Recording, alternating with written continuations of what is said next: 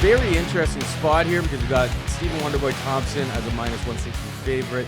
Come back on Woodley, who most people thought won the previous fight, plus 140. This smells and feels like a trap here. Oh, it could be. Looking at the line, I think the exact same thing. When you rewatch that, let's throw out every other fight that they've had and just discuss that last fight.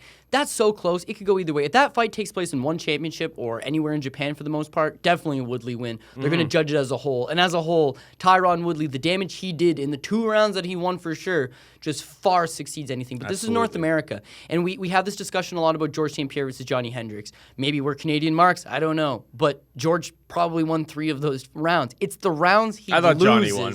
Fair enough. It's the rounds that George wins. It's, maybe he won that round. Maybe Holm beat Duran to me. I don't know. The round's so close. It's the rounds that you lose, you get slaughtered. And in those 2 rounds that Tyron Woodley beat Stephen Thompson in, is it ever a beatdown? But I didn't like his game plan going into that fight, like in the fight itself. In the first round, he's not really doing anything. And that's something we've noticed in Tyron Woodley in the past. You look at fights, whether it be the Kelvin Gastelum fight, which he just doesn't pull the trigger, or probably most notably the Rory McDonald fight, where he certainly doesn't pull the trigger. Keeps his back against the fence. So that happens in the first round again. Now, when he catches that kick and he takes him down, it's okay, maybe Stephen Thompson can get back up. He can't get back up. Now, this is what I don't understand. You take him down in the first round. You shows that you're very top-heavy. You're ground and pound, pretty slick.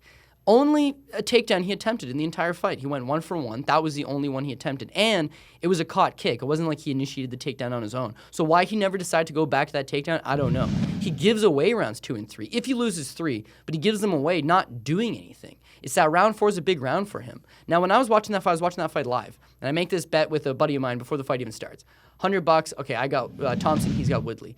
Going into round 4, he goes, let me buy out for $50. Because even he's got to score 2-1 Thompson. And it is a close fight. But the momentum is heading in Thompson's way going into the 4th. And then he gets absolutely pulverized. And he was probably buying into the Joe Roganism of Tyron Woodley. Joe Rogan is all over Thompson in that commentary. I do not all understand over Thompson. And he's also being like, oh, he's taking some deep breaths. Oh, Tyron Woodley is tired.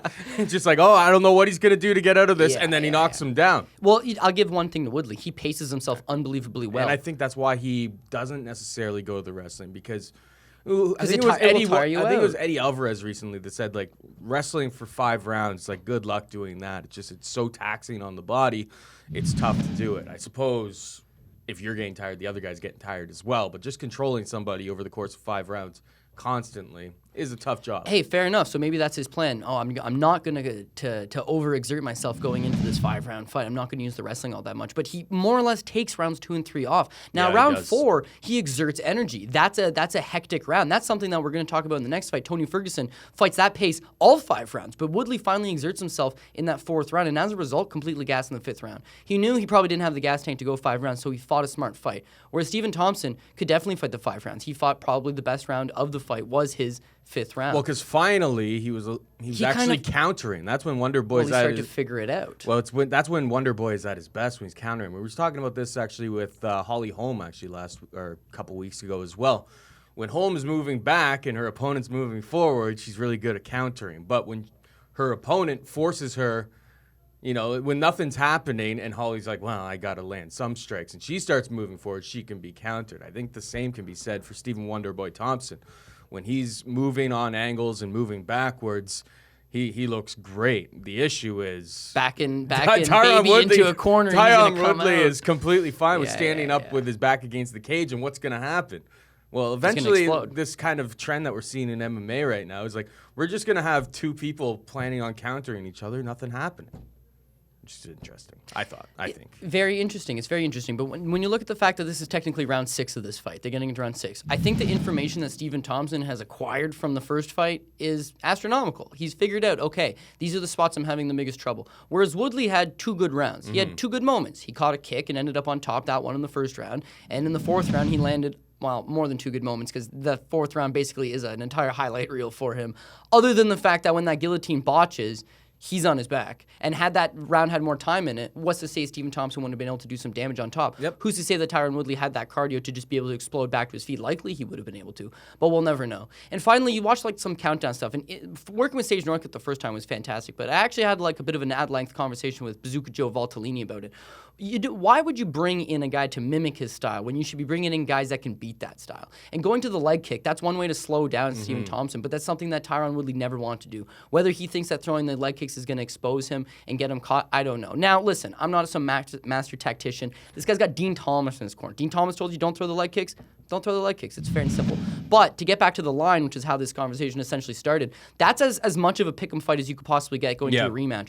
So why is Stephen Thompson the minus 160 favorite? I don't quite get it. I am going to side with Stephen Thompson. I am. I think that, as I mentioned, the knowledge that he acquired from the first fight, he'll be able to better put forward here. He's put on that 7 pounds of mass. I don't really think that's going to affect it too much, but he's got the better movement. He's got the better gas tank. He's going to be able to just stay at bay. Don't close that distance. Don't get too close and work him. But when you look at the price, I don't like the price whatsoever. And this is the main event. You always want some action on the main event. But a pass is probably your best play on this. Let's face it, no one's likely going to do that. So I think Thompson, I think it's going to take him all 5 rounds. But damn, I mean, this is a close fight. What I like here, if it was gun to my head, I almost feel like I'm forced to take the plus the 40 points on Tyron Woodley. Move.